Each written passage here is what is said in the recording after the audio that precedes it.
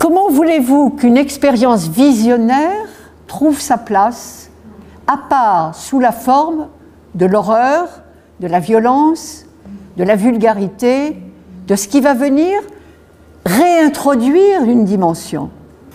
Le problème, c'est que cette dimension que nous trouvons dans l'espace visionnaire, vous savez, quand ces visionnaires disent qu'ils voient les 4 dimensions, hauteur, largeur, profondeur, etc., ça a du sens.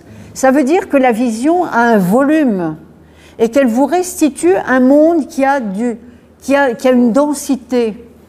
Eh bien, comment voulez-vous qu'une expérience visionnaire se déploie aujourd'hui autrement que par la violence? Parce qu'il n'y a que la violence qui peut restituer des contrastes, des contours, une profondeur illusoire. C'est ça, je pense, le problème. C'est qu'il faut une déchirure aujourd'hui. Il faut des brisures, il faut des cassures. Sans ça, on voit tout plat.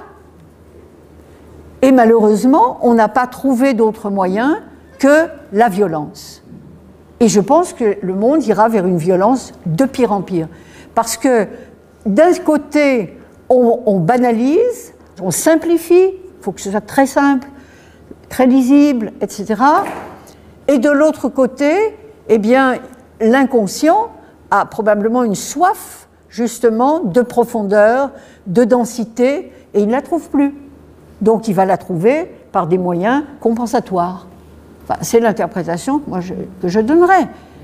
Une analyste jungienne me disait récemment que ce qui la frappait, parce que je lui disais, quels sont les symptômes que vous voyez qui sont nouveaux et les plus significatifs? Et elle me disait, c'est la disparition de l'espace intérieur. C'est plan. Hein? Il n'y a pas de volume intérieur, si vous voulez. Donc l'individu est en train de se planifier, et plus on nous demande cette planification, plus il y aura des phénomènes compensatoires.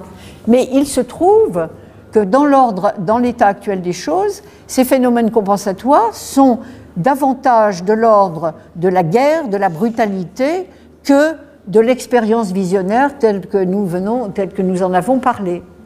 La différence qu'il y a entre se perdre dans l'anonymat, je reprends la distinction à Simone Weil d'ailleurs, la différence entre se perdre dans l'anonymat des sociétés industrielles par exemple, ou de consommation, et puis accéder à cette impersonnalité qui n'est pas la négation de la personne, mais qui est, disons, sa forme iconique, puisqu'on parlait de l'icône hier, sa forme iconique. Bon.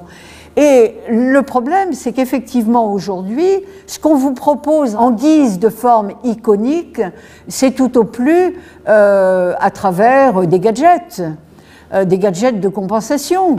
Devenez une star, soyez connu, vous voyez, soyez connu, pour dire quoi, on ne sait pas, mais il faut être connu. Et comme on a les instruments techniques pour ça, ben, ça marche. Alors le développement personnel, il y a un peu de tout là-dedans.